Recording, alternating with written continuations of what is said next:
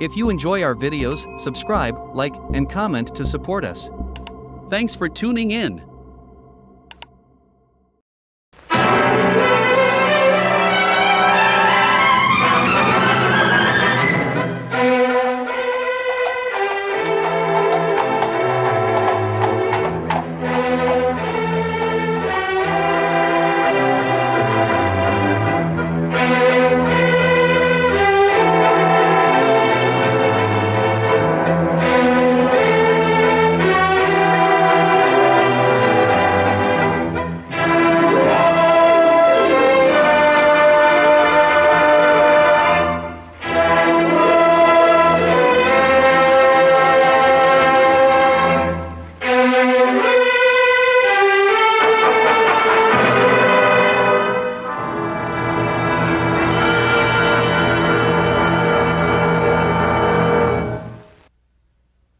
Peaceful evening.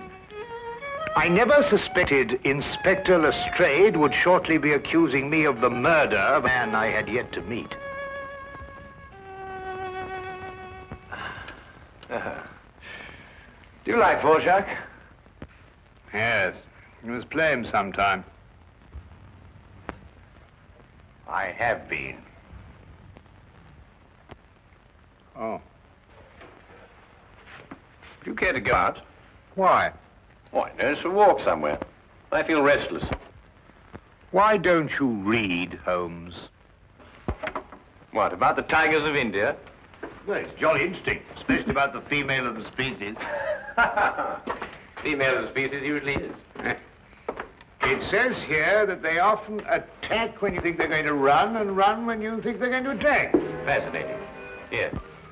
Oh, no, really, Holmes. Now, come. The exercise will do you good. You mustn't allow yourself to vegetate and grow static. Especially a man of your former violent habits. Tiger hunting in India, horse marches, Watson. Come on. All right, then. All right, Holmes. All right. But only a short one, mind. Because this is no time to go promenading. Blast. Bring my hat, will you? There you are, boy. Anything wrong? Well, look. Look, this isn't my coat. It's very like it, but it just isn't. Too small? Well, yes. Well, you probably picked someone else up at the... But... No, Well, look. There's a letter on here. Maybe it's got an address. Well, it doesn't make any sense. Let's see. 12 heroes with broken feet. Unsigned. Well, it sounds silly to me. Written by a woman and dashed off in a hurry, too. It is a bold hand, Watson. A woman of strength and character. Capable of violence, I'd say. Like your tiger's friend.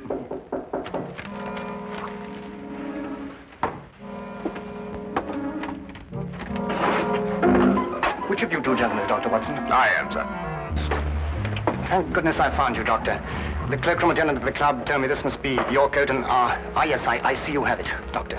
As a matter of fact, we've only just discovered the mistake. In fact, we were on our way back to the... I say, would you mind, Holmes? Yes, of course. Thank you.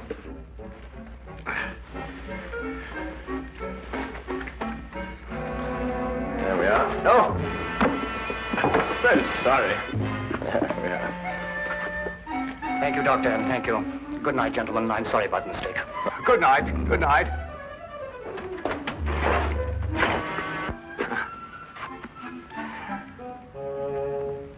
I say, Holmes. Yes, I know. He took your hat. Oh, no, now, really, that's gone too far. There's a limit to these things. Really, these people. Well, don't worry about it, Holmes. The cloakroom attendant of the club will know his name and address. Well, it doesn't matter about that. It's... I don't like wearing another chap's hat, you know. It's a personal thing. A hat like a toothbrush.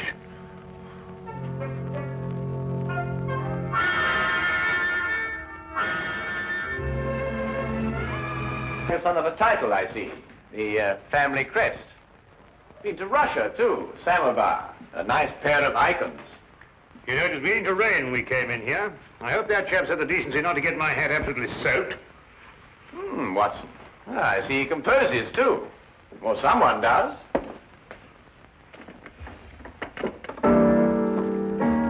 Holmes, what do you think you're doing? You just can't start barging into a chap's house and start playing his piano.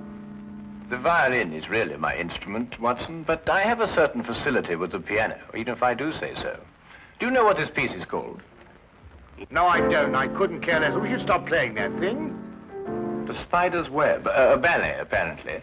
And at this point, the spider attacks the fly.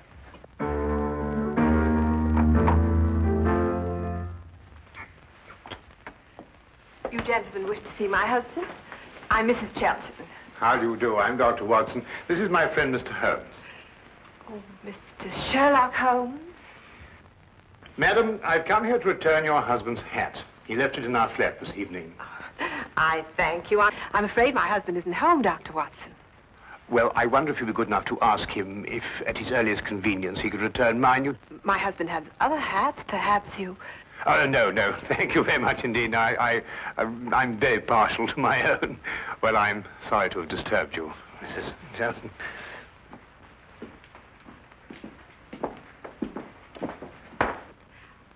Mr. Holmes?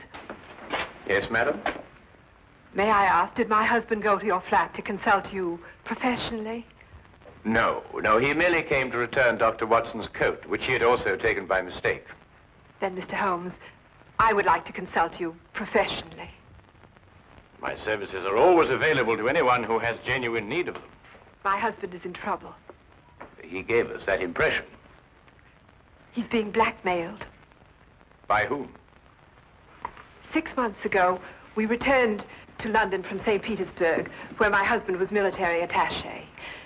During his stay in St. Petersburg, he met a ballerina named Olga Yaklanoff. Yaklanoff? Oh, yes, the premier danseuse with the St. Petersburg Imperial Ballet. Yes, the troupe is playing in London now. They've been here all week. When my husband met Yaklanoff in Russia, they became friendly. Oh, it was nothing more than friendship. You see, my husband is an amateur composer, and their friendship was based on mutual love of music. I see. During their friendship, my husband disclosed some military secrets unthinkingly to Yaklanoff. She demanded £5,000, but then he was transferred to London. Now she's renewed her demands. Your husband has told you of this? Only of the original demand in St. Petersburg, but I know that she's renewed it here in London.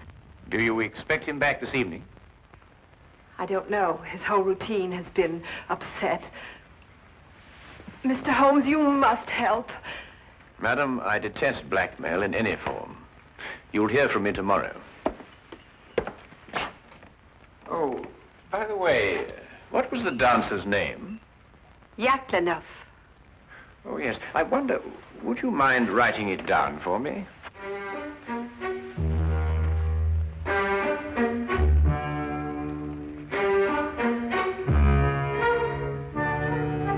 Thank you, madam.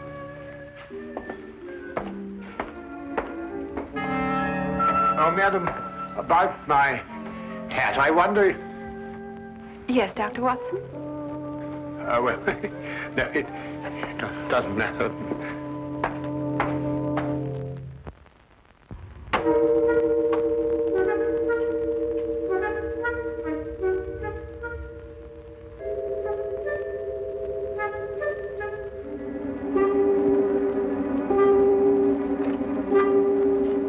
Did you knock on the door? There was a knock. I am inside, Watson, not outside. Well, it must have been somebody else. Wasn't me. I'm inside, too.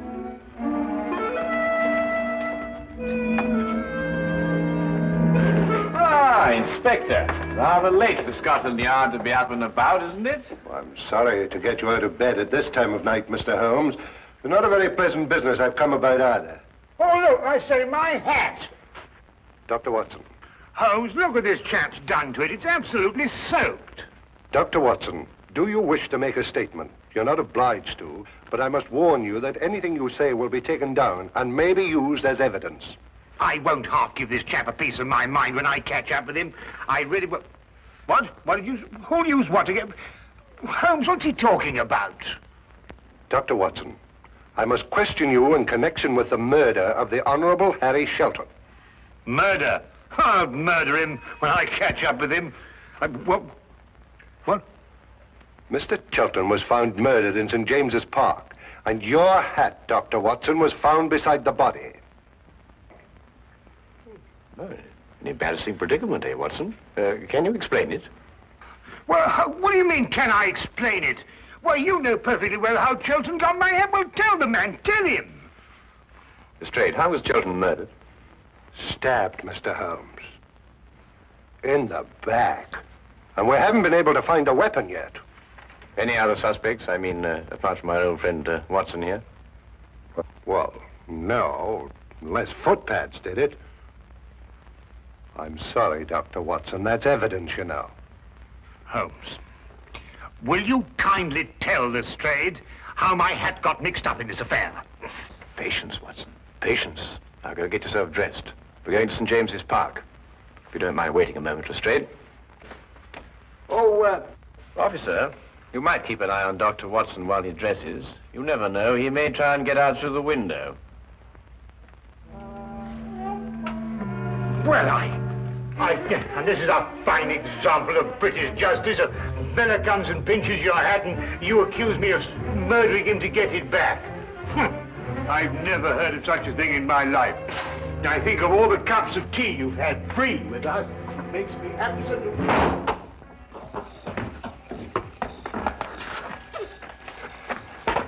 Well, the body was lying about here, Mr. Holmes. I see. You removed it immediately. Well, almost immediately. Can't have bodies lying about St. James's Park, you know. Anyhow, it was raining. Yes, of course. And the poor fellow may have taken cold. Oh, most considerate of you, Lestrade. It doesn't matter what evidence you may have destroyed. Well, from what you tell me on the way up here, things are beginning to take shape. You found anything in his overcoat? No, nothing. Only that note you were talking about. You know the one with the 12 heroes with the broken feet? Oh, that doesn't mean anything, I'm sure. No, I suppose not, Lestrade. And you were saying that things were beginning to shape up, eh? Oh, yes.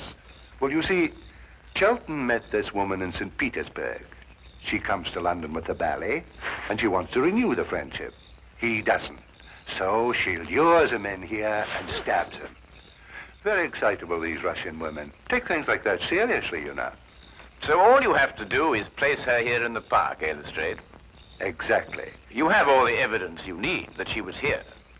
I have? The note, Lestrade. It tells Chelton to meet her here tonight. Well, I don't see it. 12 heroes with broken feet. What have 12 heroes with broken feet to do with her meeting him here tonight? The numeral 12, Lestrade, obviously refers to 12 o'clock, midnight. Yeah, well, what about the heroes with the broken feet? A slight confusion on the lady's part. Probably the influence of Cockney stagehands. She added an H where there shouldn't have been one. What? Then spell it as she spelled it, but without the H. E-R-O-S. Precisely, and here he is.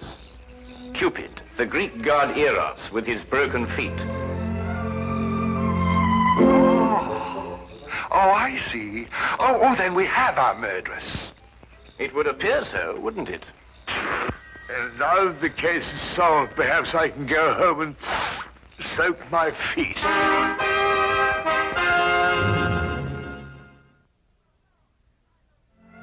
No, I know nothing. Please leave me alone. Please, you will go. Madam, I assure you... Where is Sergei? Oh, Sergei, come quick, help me. They want to hang your poor little Petrushka. Where is Sergei? Madam, we... Go away, you're a bad man. Disappear, please disappear. What is that? The spider's web. Chelton wrote it. Mademoiselle, perhaps you'll be good enough to write as I dictate. 12 heroes with broken feet. I do not do it, I swear. He was dead already when I go to meet him. You wish to make a statement, madam? You're not obliged to do so, but I warn you that anything you say will be taken down and may be used in evidence. He's got that expression on the brain, you know. I do nothing except dance. I do not kill. I am dancer. You do not believe me. Look, I show you. Madam, please. Please, madam, I implore you. Sergei, this I kill Harry Chelton. Me, Yaklanov. Tell them I cannot kill even a fly. Who are you? Well, How do you harm Mademoiselle Yakhanov like this? I am Inspector Lestrade of Scotland Yard, and Madame Yaklanoff... And I am Sergei Smirnov, the director of the St. Petersburg Imperial Ballet. The Tsar himself shall hear of this outrage. Then, Mr. Smirnov, perhaps you would be good enough to explain the exact relationship between Madame Yaklanoff and Mr. Shelton. Madame appears to be, to say the least of it, incoherent.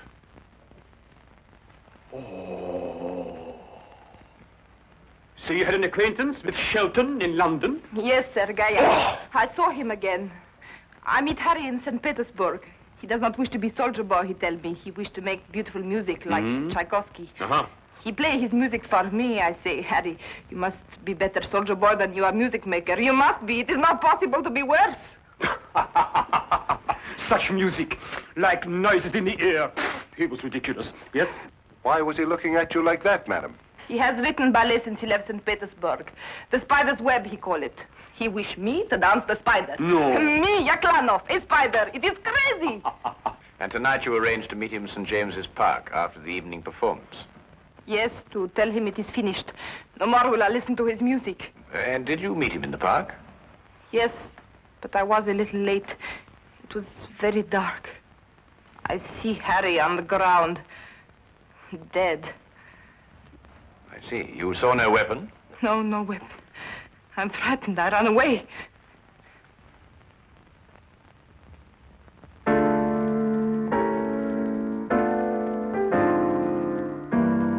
Not bad, Mr. Smirnov.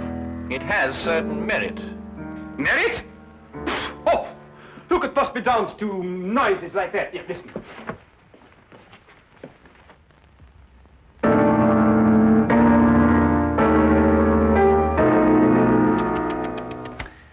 At the beginning even, it is all wrong. Look, it should go like this. In 3/4 time. 1, 2, 3. Very pretty, Mr. Smirnov. But we happen to have a murder on our hands. Oh, madam, does this dagger belong to you? Yes, I kill myself with it. Oh, now, really, madam, there's no need to go that far. I believe, Watson, the lady means she kills herself with it in the ballet. Yes, in the ballet. There are some interesting traces of blood on that, Lestrade. No, no, it is not true. I'm afraid, madam, I'll have to ask you to accompany me to Scotland Yard for further questioning. You will go, Olga. It is only bluff. Yes, Sergei. I will dress. I will telegraph the Tsar. Himself. Personally. You will see. There may even be war. War!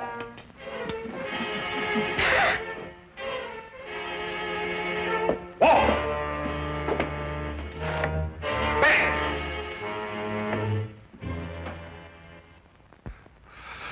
Foreigners. Women. Nobody could be logical about them. Not even Sherlock Holmes. Holmes, can't you think, sitting down? This is the 3rd time I've read this page already. Yaklanov's handwriting. That's what baffles me. The hand of a strong woman. And yet you saw her, Watson. No will of her own. Absolutely no will. It's illogical. Well, the inspector seemed to think the same thing, but he's built up a pretty logical case against her with your help. Perhaps too logical. Attack when you expect them to run, and run when you expect them to attack. You know, Shelton wrote pretty bad music. That could be a motive for murder. Thought about it myself on occasion. But this handwriting, Watson, if only I could get to the bottom of it. I say, Holmes, do you think they could let me have my hat back before the trial? I mean, the thing might drag on for days. Lestrade keeps on saying it's evidence. Nope. There's only one thing to do. Have Lestrade confront Sergei Smirnov with Mrs. Shelton. Why? Because it's perfectly obvious why and by whom Shelton was killed. The only thing I can't get to the bottom of is this mysterious business of the handwriting. Do you know who murdered Shelton, then? Yes, of course I do. Don't you?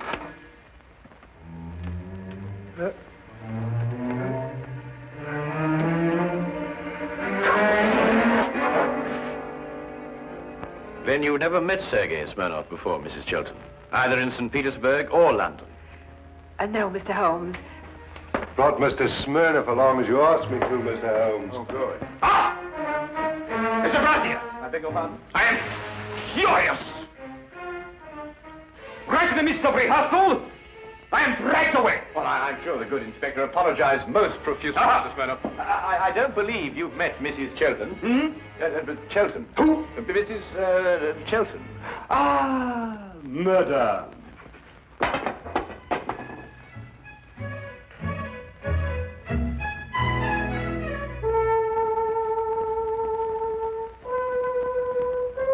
Then perhaps, Mr. Smirnov, you'd be good enough to play the introductory music to the Spider's Web Ballet for Mrs. Chilton, as you did for us last night.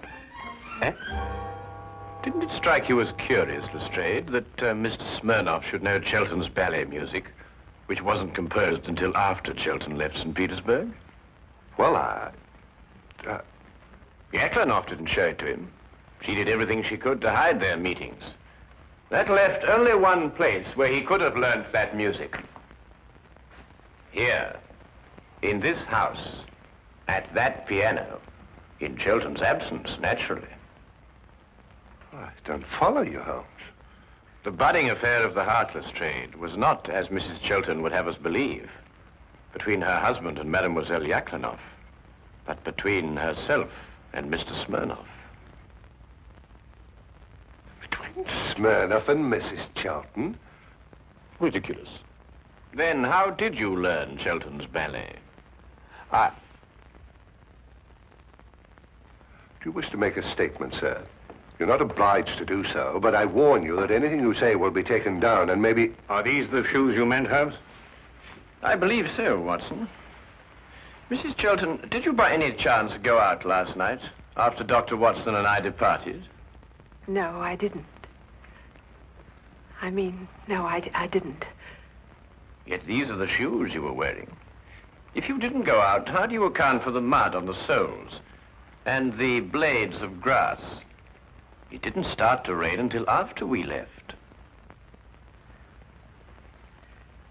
Mr. Holmes, I don't think it's necessary that I explain anything. You mean she did it, or he did it, or both? Who are you accusing of murder, Holmes? Mrs. Chilton, alone. So you killed for love of me? And accomplished the double task of placing the guilt on Mademoiselle Yaklanov. You undoubtedly found her note in your husband's pocket. To kill for love. I can understand. But to blame poor little Olga, that I will never forgive. Who would replace her in the ballet? You seem to forget, Mr. Holmes, that the dagger was found in Mademoiselle Yaklanov's room. Ah, yes, the dagger. When did Mrs. Chilton have the dagger, Mr. Smirnov? 3 days ago. I forget and leave it here after the ballet. The next day, Helene returned it to me. With a few drops of her own blood on it. Holmes, are you sure this time? I was almost sure from the beginning, Lestrade.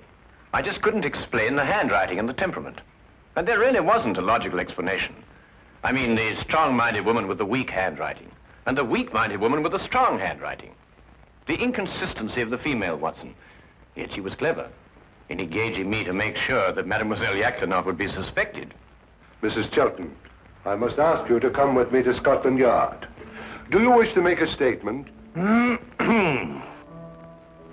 not obliged to, but I warn you that anything you say will be taken down and may be used in evidence.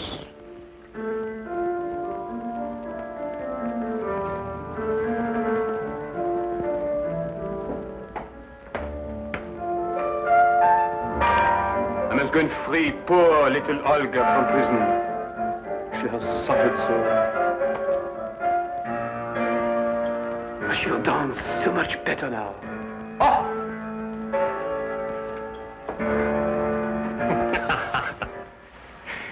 You mean then, Holmes, that you knew Mrs. Chilton had committed the murder, but the one thing that confused you was her handwriting? Her handwriting and character, Watson. The evidence was logical, but the personalities were not. Well, they're logical enough in their way, Holmes. They were just feminine. Yes, that's it, Watson. They were just feminine. I must devote more time to that, Watson. I must devote more time to that.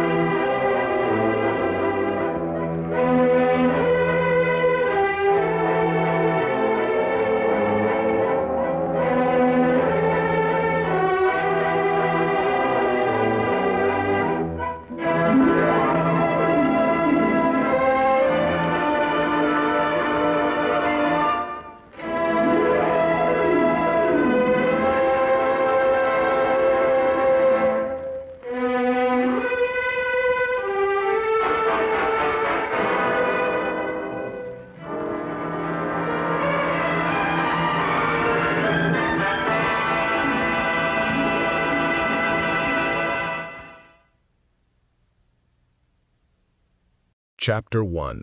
The Spectre of Winthrop Manor. A November fog, a veritable pea-souper of the thickest sort, had descended upon London, blanketing the city in a damp yellow shroud. It pressed against the window panes of our lodgings at 221B Baker Street, muffling the sounds of the hansom cabs and lending an ethereal quality to the glow of the gas lamps on the street below. Inside, however, all was comfort and warmth. A merry fire crackled in the hearth, casting dancing shadows upon the familiar clutter of chemical apparatus, stacked papers, and the Persian slipper in which Holmes kept his tobacco. I had been attempting to lose myself in a medical journal, yet my attention was repeatedly drawn to my singular companion. Holmes himself was a study in coiled energy, his sharp, hawk-like features illuminated by the firelight. He sat opposite me, not in his usual state of deep contemplation over some baffling problem, but in the throes of a profound and agitated boredom. His long, thin fingers moved with a surgeon's precision, polishing the maple body of his beloved Stradivarius, yet he produced no music. I knew this meticulous ritual was a sign of a mind chafing against the idleness that he so despised. The criminal element of London, it seemed, had grown disappointingly lethargic, and for Holmes, a world without a problem to unravel was a world devoid of purpose. The placid atmosphere was shattered by a sudden frantic rapping upon our front door.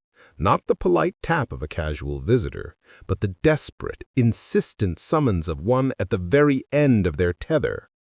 Holmes's head snapped up, his gray eyes, previously listless, now alight with a sudden, intense spark. The hunt was on. Before I could even rise, we heard the familiar tread of our good landlady, Mrs. Hudson, followed by a hushed exchange in the hallway.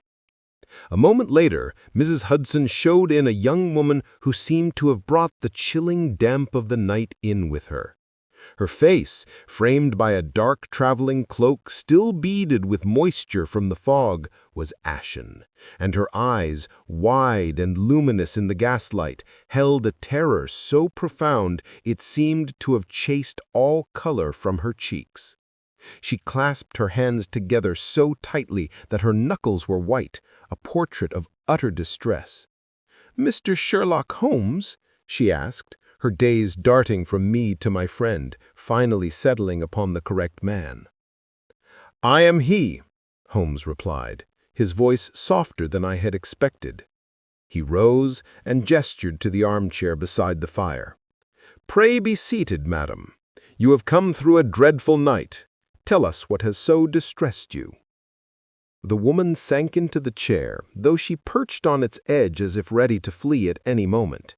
She introduced herself as Miss Eleanor Winthrop. "It is the legend, Mr. Holmes," she began, her voice a fragile whisper that threatened to break. "The Winthrop legend.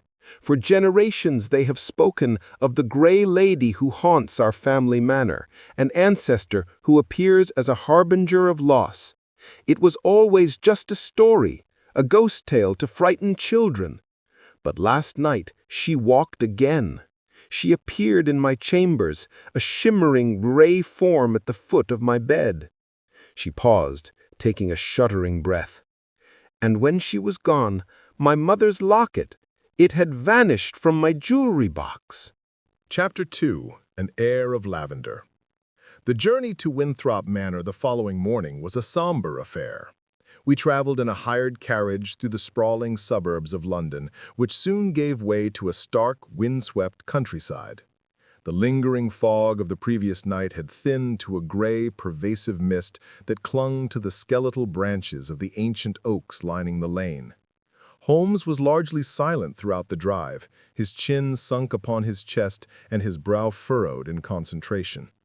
I knew better than to interrupt his thoughts, for his mind was already sifting through the meager facts of the case, arranging and rearranging them in search of a pattern invisible to my own eyes. Winthrop Manor rose from the mist like a ship of stone, a gaunt and brooding Elizabethan structure whose mullioned windows stared out like vacant eyes. Ivy, thick as a man's arm, choked its walls, and the grounds, once meticulously kept, had fallen into a state of picturesque decay.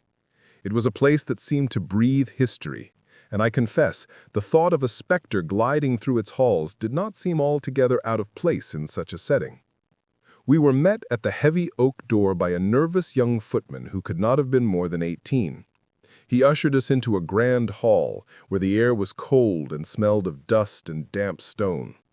Here we were greeted by the housekeeper, a formidable woman named Mrs. Davies, whose iron-gray hair was pulled back into a severe bun. Her gaze was as hard and unyielding as the granite fireplace behind her, and it was clear she viewed our presence as an unwelcome intrusion. She introduced herself as having served the Winthrop family for 30 years, a fact she stated with a mixture of pride and proprietorship. Miss Winthrop, looking even more pale and fragile in the morning light, led us up a magnificent, creaking staircase to her chambers. The room itself was large and opulently furnished, though the heavy velvet curtains blocked out what little light the day had to offer, plunging the space into a perpetual twilight. The dominant feature was a vast four-poster bed, draped in dark tapestry that seemed to absorb the very light around it. "She appeared right there," Miss Winthrop whispered, her hand trembling as she pointed to a spot at the foot of the great bed. "A shimmering, gray form. It was just as the legend has always foretold." Holmes, however, paid little mind to the designated spot of the haunting. His attention was immediately drawn to the physical realities of the room. With a small lens produced from his pocket, he meticulously examined the lock on the door, the latches on the windows, and the floorboards. He ran his long, sensitive fingers along the wainscoting and tapped the walls, listening intently to the sounds they produced. "The jewelry box was on this dressing table," he asked, turning his sharp gaze from the structure of the room to the scene of the crime. "Yes," our client confirmed. "It was the only thing disturbed. The locket and nothing more was taken." Holmes nodded slowly, his eyes scanning every corner of the room once more. "You must recount the event for me one last time, Miss Winthrop. Omit no detail, however trivial it may seem. There was the apparition, the cold, and the subsequent discovery of the theft. Was there anything else? A sound, a feeling, a scent?" Miss Winthrop paused, her brow furrowed in concentration as she cast her mind back. "A scent?" she repeated. Now that you mention it, yes, there was something else. It was very faint, almost unnoticeable beneath the scent of old wood and beeswax. But the air smelled of lavender. At this, a keen, bright light flared in Holmes's eyes, and I knew that this single, simple detail was the first solid thread he had managed to grasp in this tangled web of fear and folklore. Chapter 3. The Cold Spot. I must confess that despite my medical training and my steadfast belief in rational explanations, The atmosphere of that ancient house was beginning to take its toll upon my nerves. The combination of Ms. Winthrop's genuine terror and the cloying, mysterious scent of lavender left in the wake of her spectral visitor sent an involuntary shiver down my spine. The air in the room was undeniably cold, a deep and penetrating chill that had little to do with the gray November day outside. "Perhaps a simple draft, Holmes," I suggested, my voice sounding rather hollow in the large, quiet room. "These old manors are notoriously difficult to keep warm." "Indeed, Watson, a draft is the most logical conclusion," Holmes replied, though his eyes held a glint that told me he found nothing simple about it. "But we must ask ourselves, a draft from where? The windows are secure, and the door to the hallway is solid oak." He moved with the quiet grace of a hunting cat, his gaze sweeping across the room, not as one looking for a ghost, but as an architect assessing the integrity of a structure. He paused by the enormous wall tapestry that depicted a faded scene of a medieval boar hunt. He noted, as did I, that its heavy bottom edge seemed to flutter with a faint, almost imperceptible motion, wholly inconsistent with the stillness of the rest of the room. "Ms. Winthrop," he said, turning back to our client, "you mentioned a distinct cold spot where the apparition stood. Could you indicate the precise location for me?" She pointed again to the area at the foot of her bed. "Yes, it was there, terribly cold. I felt it the moment I awoke." Holmes strode to the very spot and stood for a moment in thought. His attention then shifted to the housekeeper, Mrs. Davies, who had entered the room under the pretext of ensuring the fireplace was properly laid. She moved with a stiff, rustling efficiency, her presence a silent statement of her dominion over the household.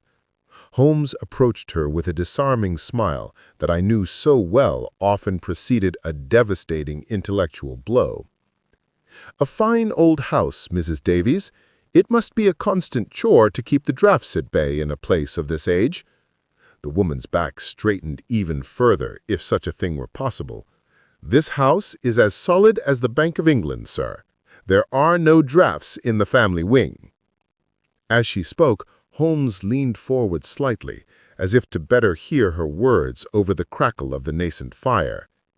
It was a subtle, almost imperceptible movement, but I saw his nostrils flare for a fraction of a second. He was not listening, he was smelling. A flicker of understanding crossed his face, and he straightened up, his theory now solidified into certainty. Without another word to the housekeeper, he turned and walked directly to the hunting tapestry. With a single, fluid motion, he reached out, took hold of the heavy, tasseled edge, and pulled it aside. The wall behind it was not solid stone. Instead, revealed in the gloom, was the dark, unmistakable outline of a narrow, concealed door, fitted so perfectly into the wainscoting as to be almost invisible. A puff of cold, musty air, redolent of stone and disuse, washed over us from the dark void beyond.